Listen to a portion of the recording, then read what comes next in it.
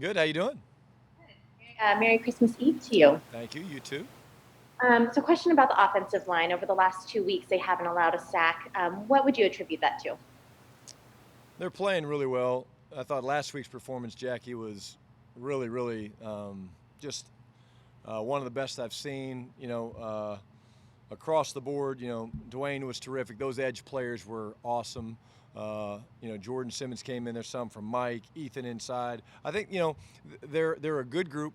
They're well coached, but they're just playing with a lot of cohesiveness, considering there's been some moving parts.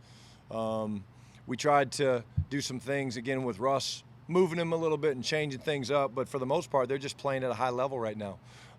Really good hand usage. That's important in pass protection, your ability to punch and fend guys off and passing games. So last week felt even better than the week before looking at the tape. I thought they were really good last week. And then, secondly, really quick, with the Pro Bowl roster recently being named, can you just speak to DK Metcalf getting his first nod along with Nick Ballore and Tyler Ott? I mean, obviously we always hear Russell Wilson, but just some of the first timers that are getting named. Well, I think it's terrific, not just for them. We're happy for them, but for the organization. It means we're doing good things. In Nick's case, Nick and I were together with the New York Jets when he came in as a linebacker, right? And to see how his journey has gone and to see how he doesn't do a whole lot for us, but how detailed he is with everything that we're asking, and in meetings he's involved, he's engaged, he brings energy. We had him kind of do a little fun signal review the other day, and he was all over it. I mean, so it's been fun to see that journey. And then Tyler, what Tyler does for us, snapping the ball is amazing. And DK, I mean, everybody realized the type of talent DK is, but again, if there's a Pro Bowl for heart and determination, the guy should get awarded that as well. Jen? Shotty, what does the execution of the game plan last week mean for this week's game plan when you go up against arguably an even better defense? Each week is different. You look at the opponent and you say, okay, hey, this is the Redskins and here's their front and this is what they do, okay, and the strength of their team, okay, all right, how are we going to attack them? This week you look at again, a really good defense, great numbers, really talented, playing with a lot of confidence. Each week is very different, so we know a lot of the faces with their personnel.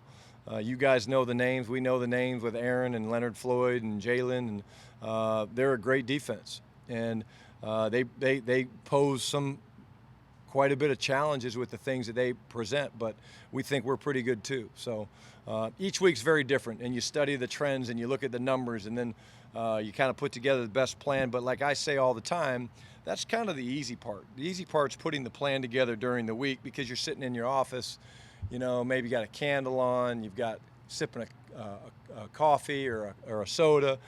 It's a little harder on game day, right? They throw you something you haven't seen, or a ball bounces a different way, and you're like, uh-oh, now what do we do? So it's another great challenge. And this is a terrific defense. They're well coached. They play hard. But we're looking forward to the matchup, and it'll be a great game. Greg?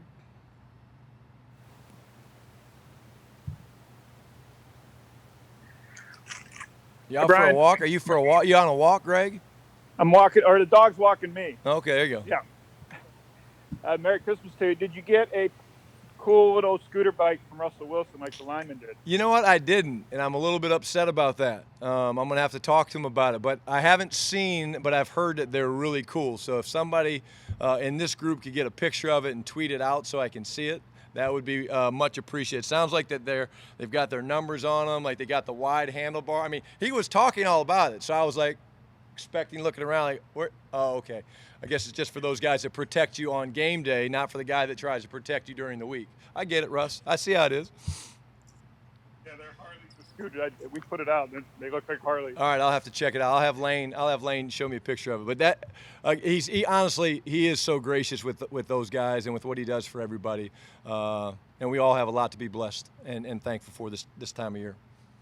Brian, what's the quick passing game done for you, and how has it shown maybe Russell Wilson's versatility? We all saw him bombing it down the field earlier in the year.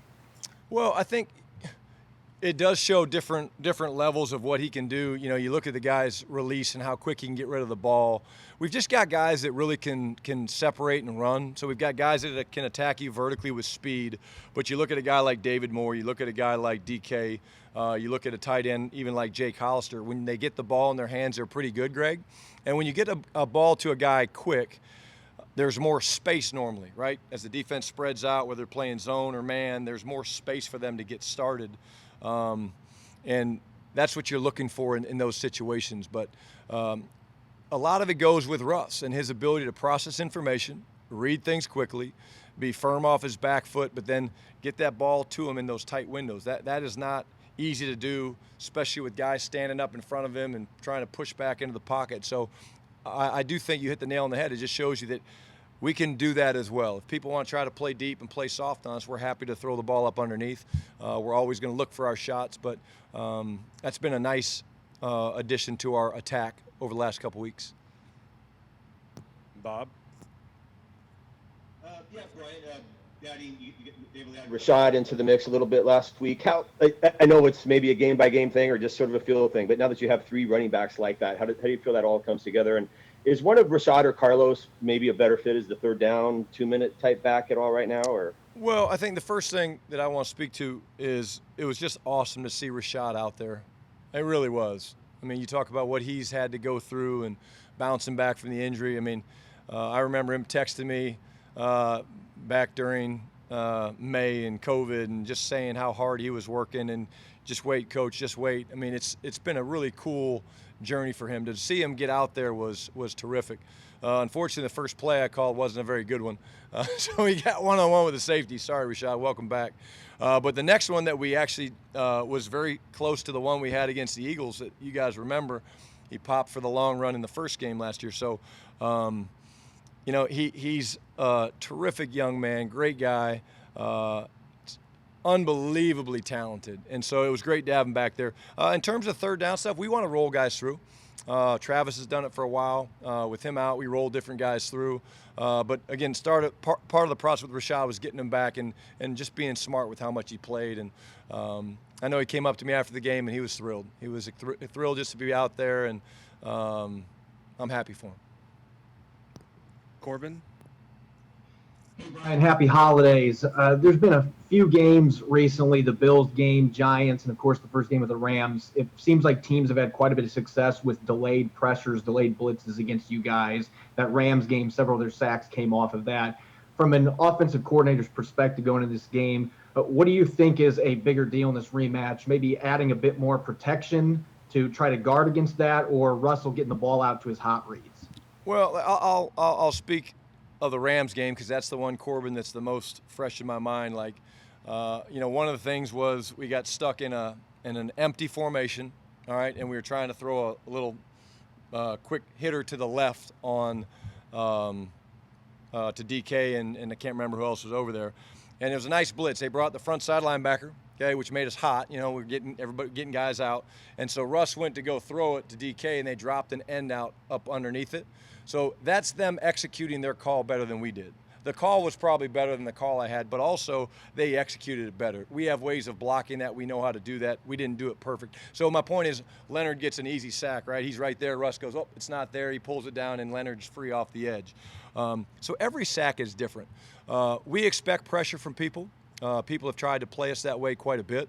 Washington played us a little bit different. Again, each week, as I mentioned to Jen, each week's a little bit different. But in terms of the plan, we want to be multiple. We want to have different answers. Are we going to keep people in? Sure. Are we going to get people out? Absolutely. Are we going to chip the edges? Maybe. Are we not going to chip the edges? Maybe. We're going to be very multiple, but we expect pressures. This group doesn't have to pressure a whole lot with their front four. They do a nice job getting pressure on the quarterback, just like Washington did. But we'll see what Brandon and those guys throw at us. John Boyle? yeah, you just mentioned their front four, Brian. You've been around Aaron Donald going back to St. Louis days. Just what does that do when you have an interior guy who if you put a lot of attention on him, maybe it frees up other guys. If you single him all the time, he's probably going to make his plays. Just what does he do to a game plan? He keeps you up late at night. I laugh because I remember sitting in the draft room and with Coach Fisher in St. Louis, and this is when guys would come in on their top 30 visits, and guy walks in the draft room and a little bit undersized, real rocked up, solid guy, and he leaves, and Jeff says to the group, he's like, really good chance that's our #1 pick. And we're all like, that wasn't very big. I mean, you expect, what's he play? What position? Oh, he's a defensive tackle. And you're like, and now I regret ever thinking that, seeing what he's become. But it's what we saw in practice the very first day that we went against him in St. Louis. He can be dominant at times. The way he shoots gaps, the way he penetrates, he's going to make his plays. So truly, you find ways to send people at him, but even at that does expose other things. Like I talked about, the one sack that Leonard got. You're sliding things certain directions, and he gets a free run. So they've done a nice job there. Les Snead, those guys, Kevin Demoff, they lose Fowler, right? They go out and they get Leonard Floyd. That's smart. Brockers, he was there as well. I mean, you guys remember, we used to see it every day in practice. Brockers, Chris Long, Robert Quinn, Aaron. I mean, we had to go against it every day, so you saw the talent right there. But keeps you up late at night. But again, our guys are going to battle. I mean, they're going to battle, and we feel good about the matchup. They're terrific, but the Redskins are too, and we just talked about that. We didn't give up any sacks, and still the game comes down to executing. So. Again, be a fun area to watch, the front five versus their front four. Curtis, and then we'll wrap up with Ben. Hey, Brian, over the first 8 games, you guys were averaging 35 points a game, putting up a ton of yards. Last 6, I think it's down to about 23 or so. On the surface of that seems like a massive difference for you guys. Why isn't it? Why do you still feel like the offense is right there clicking, and to the thought that the offense has kind of tailed off here a little bit? Where do you feel like you guys are? Well, I think, you look at last game, one of the problems we had was our inability to stay on the field. We only had the ball, Curtis, for 27 minutes, 27-something. First half was really good, right? We were moving it. We come out. We start the second half fast. We're a team that when you give us opportunities, we're so dangerous that you give us the ball for 30-plus minutes, we're really, really good. We kind of find our flow. We make our plays we need to make. So, again, looking back at last week, that's what I felt was the biggest difference was we go out, and I think we went 3 and out 5 times. We had 5 drives in the second half. We went 3 and out 5 times. Or we went 3 and out 3 times of the 5. But it was really things that we were doing. We're 2nd and 10, and Dis jumps off sides, right? So now it puts in 2nd and 15. We get a -4 run on a play. So it's like, it's all about trying to stay ahead of the sticks, and then when you put yourself behind the sticks in a game like that where you're like, okay, hey, defense is playing great, you're feeling your way through it, we just didn't have enough opportunities. And I think if we get more opportunities last week, I think, again, it's one of those games that it spikes. And you see those numbers and the points that we're very capable of putting up.